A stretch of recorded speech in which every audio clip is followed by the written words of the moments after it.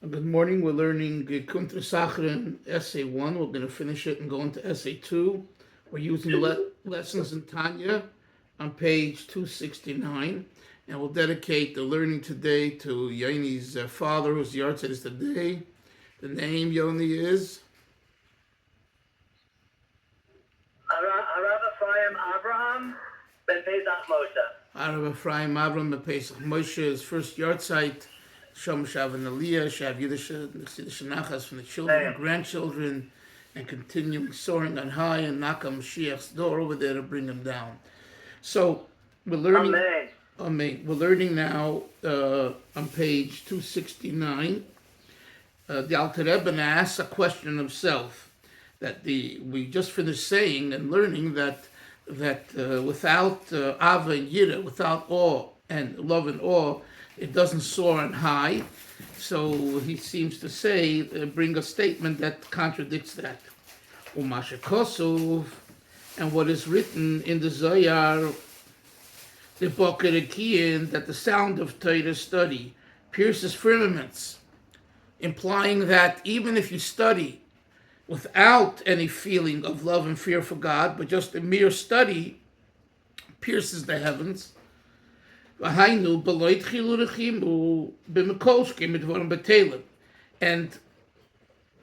the reason why this would be is from a kal v'chomer, needless to say, from Dvarim B'Telem, idle talk. Because Zohar says that if you talk or idle talk on Shabbos, it's wrong.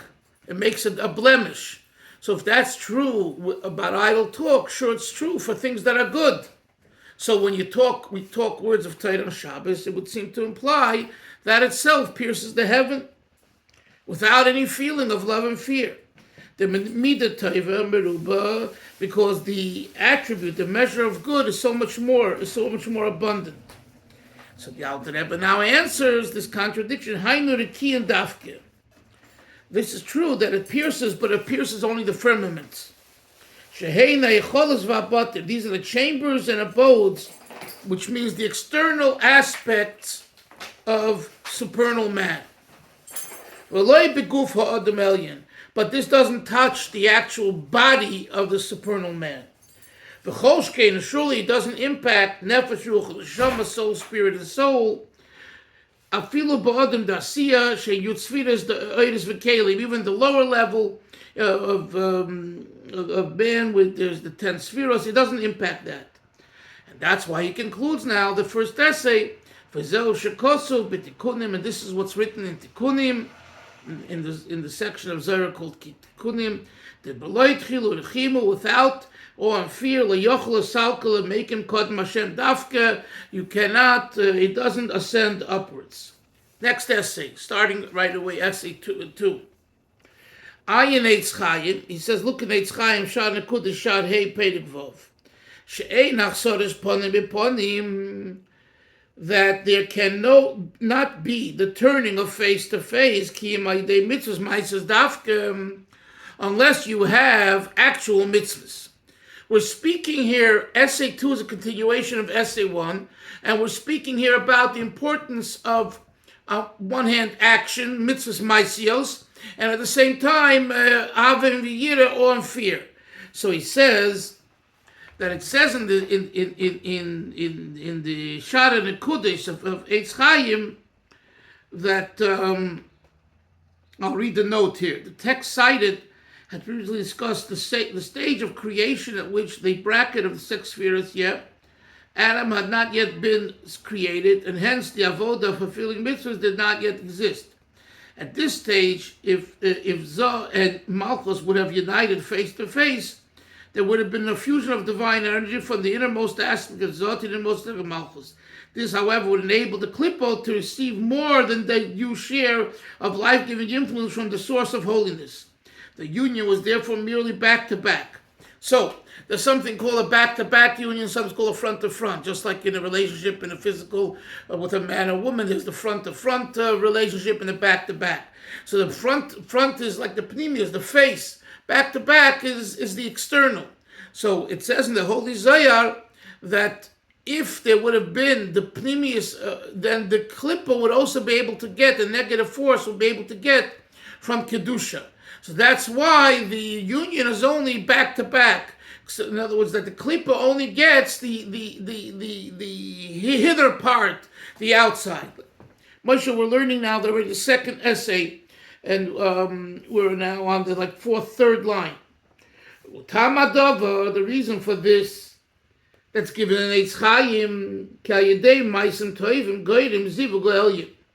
Because through doing good deeds, you cause a good zivuk, a good union, like the word zivuk by a shidduch. What's the union you cause? That's Zoh Malchus, what we spoke about yesterday, of L'Shem Yichud Kutcher Brichu Shchunte, right? So also the Kutcher Brichu refers to Zoh, the 6 midos, Zeir Ampin, and Malchus is Malchus, kingship. So we cause that through action.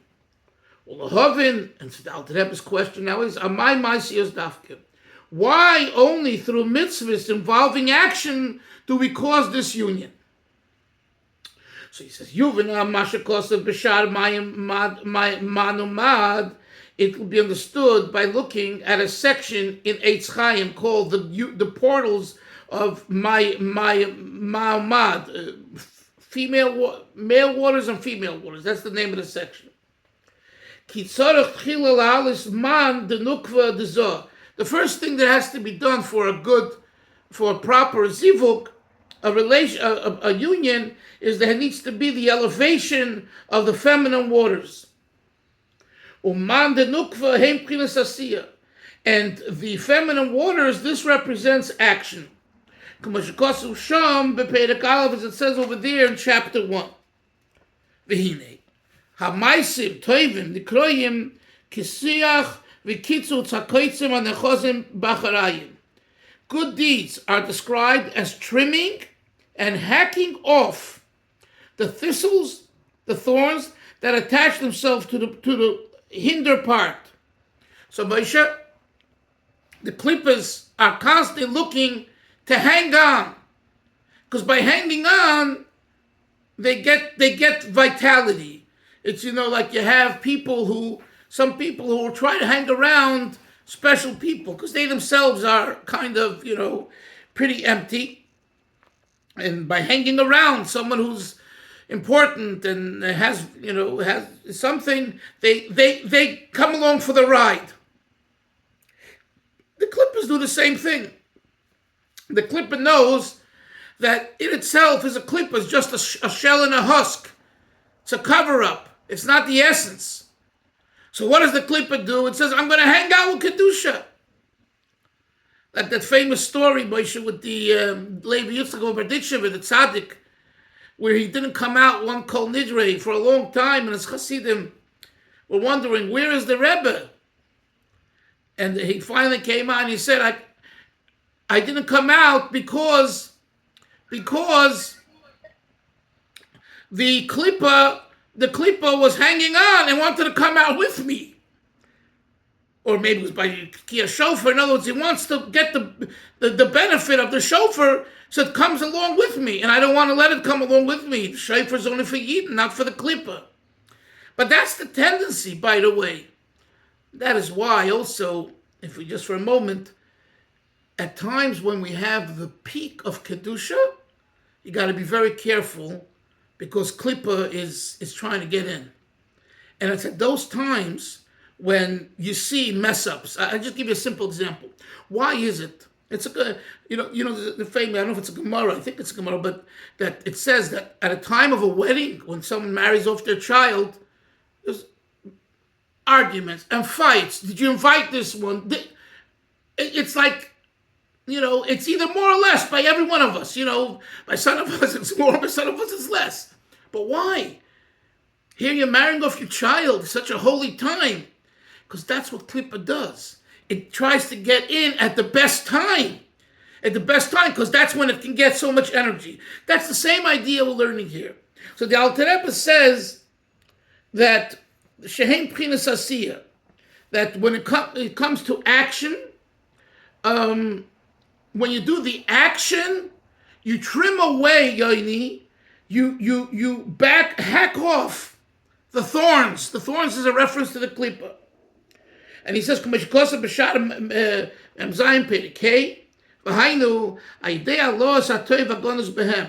do you do that? By effecting an elevation of the good that's concealed in action. So you bring it back to its source. You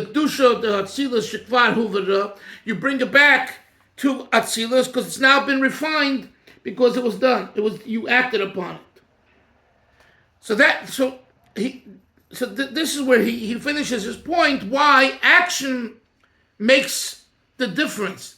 That if it's not action, klipa can get in. But if it's done through action, the mitzvah maisios, that helps that the klipa doesn't get in. So now he asks a question, again, a rhetorical question himself.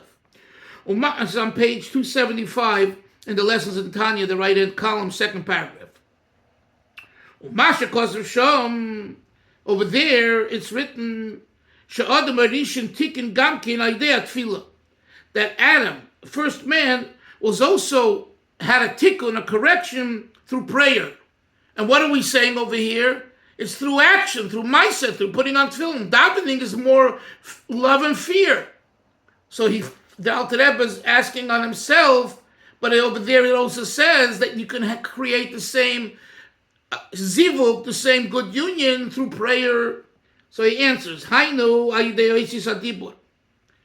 it's not just prayer and thought, it's by saying the words of davening.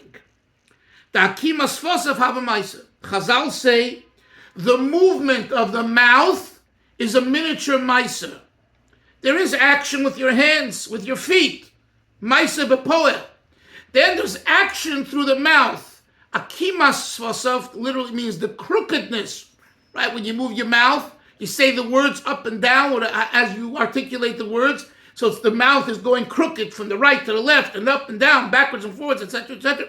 Akimas svasav have a maaseh is considered also an action. So the Alter Rebbe says it's not a contradiction. In other words, his point there is that action is what causes klipa not to have the nourishment and for there to be a proper union. So he says, and this that it says over there, that you accomplish the same thing through prayer, he says, not prayer and thought, it means prayer with your mouth. Because that's also an action orientation. That's the way he reconciles it. Ki hein menefesh hachiyudah begufay v'domei. When you say the words out with your mouth and your lips and your teeth, Yoni, that's coming from the sustaining soul, the nefesh habamis, and your blood. It's your mouth. It's not thought. In other words, your physical teeth and lips and mouth are working. Asher sharsha menoiga. Their source is from noiga. As the Alter Rebbe explained earlier in chapter 37, that one's godly soul is incapable of uttering the words of Torah or prayer, which have to be sounded with the physical mouth, tongue, and teeth, except through the agency of the vivifying soul that is invested in the body. We see from the above that uttering the words of prayer can also elevate man, the feminine waters, from the nukva of Asiya, just as done by the practical mitzvahs. Okay.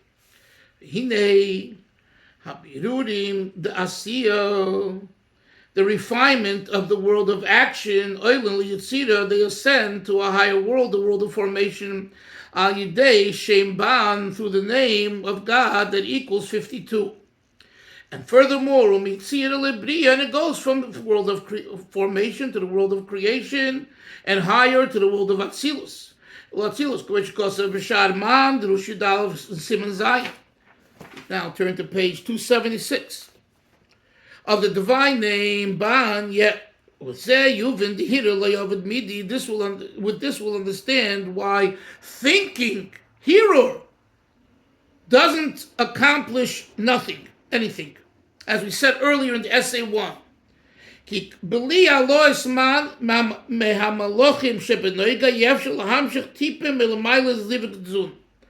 very Kabbalistic, but it means basically, without the ascension of the feminine waters, basically you don't have a flow. I'll put it in physical, biological words. If a woman doesn't have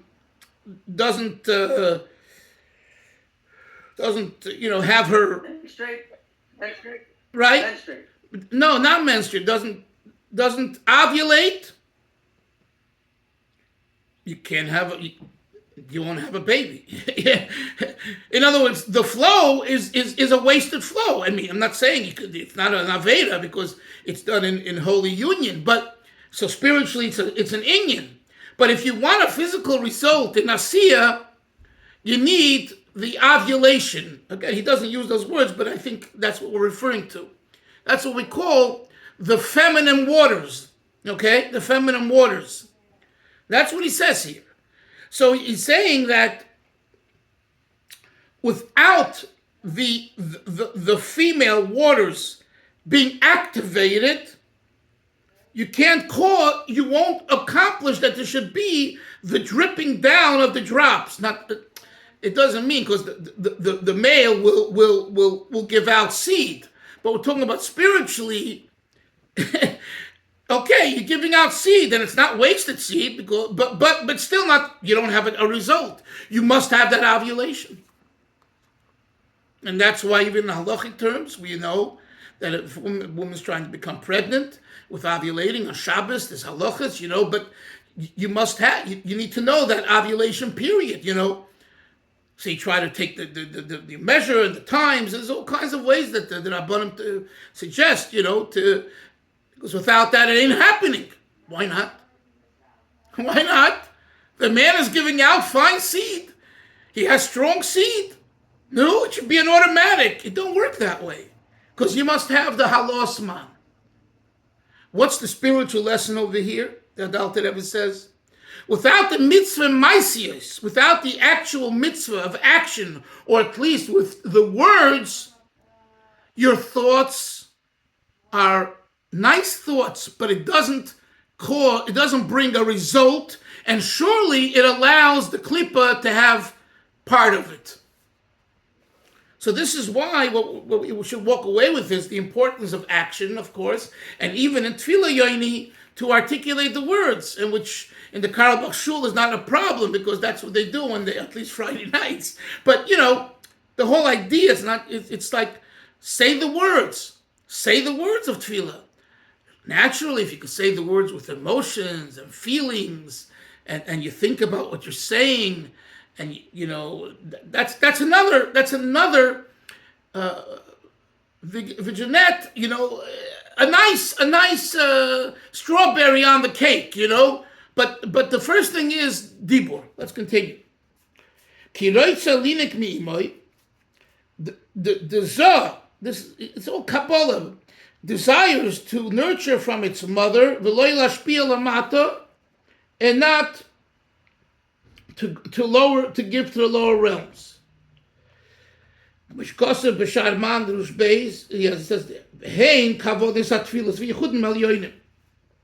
This refers to the intentions, the kavonot in worship and in supernal unions, L'Yoidim Asikim Mustakola Chulu, those who know and understand how to gaze. Those who know how to gaze are individuals who have an impact on this world through their unarticulated intentions alone.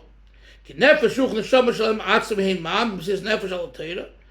now he's talking about someone who has self-sacrifice over the field of Bayin, and by the way, he says this is what we do during Tachnun.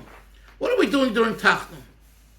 And I don't know, it's probably by you guys too, but the minyan I daven at Shabbos is one particular person is a very nice person, a very fine person, but he don't like Tachnun. He's always giving us a hassle. So last week was Rav Shail of Kerestina's Yortzeit. I don't know how it's by you guys in Bet Shemesh, but here it's like, whoa, over the top. Every shul has entire suddahs. Rav Shail with Rav Moshe, and people run to his kever in Hungary. I think, Moshe, you told me you went to Rav Shail just on your last trip this Pesach. So, very nice, very, very nice. What are we learning over here? You're learning over here, Tachnun. Tachnun, the Nefilas Hapayim, which means the falling of the face. You lower your head when you say Tachnun. So the Alter Rebbe says that, if you Nefilas, here's a question. Why is Tachnun after Shmon Esrei? I'll explain the question. This is brought in Chassidus. You know, the steps of davening are like a ladder. Baruch Shamar is verses of praise, Psukei de Zimra, right? Then you have Birchas Krishma. Then you have Krishma, Yoni. Then you have Amida. So it says in Kabbalah, Yoni, you should remember this. You're starting off from Asiya, which is Baruch Shamar, God made the world Asiya. Then, which is all the verses of praise, how he created the trees and the heavens and everything, right? That's Asiya. Then you go to the blessings, the Birchas Krishma. You talk about angels, so you're going into the world of Bria, it says. And then when you get to Shmon Esrei, Shema Yisrael, it's the world of the Yitzira, and then you go into Amidah Atzilus. That means you're so close to God that you can't utter. You're like silent Amidah, Moshe, right? No, ask your question. If they're climbing such a ladder, where is there room to go bang, bang, bang? I ashamnu, bogadnu, gozalnu. I sinned, I stole, right? You just came out of Atzilus. Did you ever ask yourself that question? What's the answer? The answer is that only because you reached Atzilus do you realize how far you are from God. And every little thing is an issue. That explains the Gemara. The Gemara says, Talmud Chacham, that has Revav al Bigdoi, a little insect, a little fly on his clothing. The Gemara says, Chayav Misa. What a Gemara. And what's the answer? For us here, if we have a Revav al Bigdoi, we're not Chayav Misa. But for a Talmud Chacham, any little thing, Revav al Bigdoi means a little insect, a little thing, is considered a very prominent blemish. The higher you are, the more is expected of you. We've discussed this many times in our classes. The ordinary congregant is the ordinary congregant. The rabbi, the gabbai, we have two gabbayim here. Yaini and Moshe. Yeah, people expect more. And there is what, you're not the rabbi, but you're a gabbai. So as a gabbai, there's a certain expectation. Talmud Chacham, if you're a Talmud Chacham, and you have Revav al Bigdoi, that's a big blemish. This for you, Talmud Chacham, it's really inappropriate. For a regular person, it's a little gnat on you. Just shove it off. Why am I saying this? When we daven and we're going up the ladder and we get to Shmon Esrei, we're in sync with God. We're standing with Hashem. Silence. There's no room here for anything, right? When you come out of Shmon Esrei, you realize then, wait a minute, what wasn't considered before wrong, now that I've reached this plateau, this is now inappropriate. And for that I say, Ashamnu, Bagadnu, Gazalnu. Which is also an important way of looking at things. That, one might think, the more I learn, the more I daven, the more I give tzedakah, the more I do mitzvahs and all that, hey, I'm already in. I'm accomplished. What do we learn from Tachnun every day? No, on the contrary. The more you do, the more is expected of you, and you better check yourself out again right after Shemon Esrei, and then you'll realize that Ashamnu Bagadnu Gazalnu. So in other words, the Ashamnu Bagadnu Gazalnu wouldn't be an issue, Yaini, during Shemon Esrei or during Shema. But once you've done Shmon Esrei, Shman v'Shmon Esrei, and you've raised yourself to a higher plateau, there's more expected of you.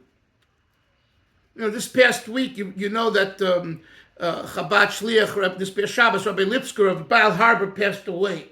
It was very, very, I knew him, and I spoke to him, and he was a very interesting man. I could spend an hour talking about him. I made a little clip of it, you know, but I just want to say that you know, in a way, I saw this in him. You know, like, this man was very accomplished. First of all, very talented. He was gifted. He was gifted. In addition to that, he used his gifts to work, to like a workhorse. I mean, nonstop, you know. And trust me, he could have sat back and had the best life because, you know, he was in the right area at the right time and with the right people. Believe me, but no. He would get up every day and come to shul, and come early and work all day and everything else that you, and the accomplishments are obvious. If you know, you see online and you've been there, it's tremendous, right? But here's the point. The more you accomplish, the more you get close to truth, to the Rebbe, to Hashem, on, the more you feel insignificant. And the more you say, wow, I'm very far away. I'm very far away. Because what I did a day ago and a year ago and 10 years ago is now considered not enough. And so if I don't accomplish today, even though I have this pedigree of accomplishments, I'm a sinner. You hear that? I'm a sinner. In other words, I'm a good for nothing. And this is part of what the Alter Rebbe's message is here in Tanya. And again, I point out that although it's very, very mystical and esoteric and a lot of Kabbalah, we could walk away from these essays with a practical message. So the Alter Rebbe says here that if someone has this Mesiras Nefesh, which is experienced through Tachnun, so Tachnun A shouldn't be seen as a black hole. And this is practical because so many people see Tachnun as a black hole. And that's why whenever you can get out of Tachnun, you know, I don't know how it's in your shuls, but here you know that many shuls don't say Tachnun at Mincha. No Tachnun. Never. Ever. The first minyan of Shom Shabbos never says Tachnun. Out. Like it doesn't exist in the Siddur.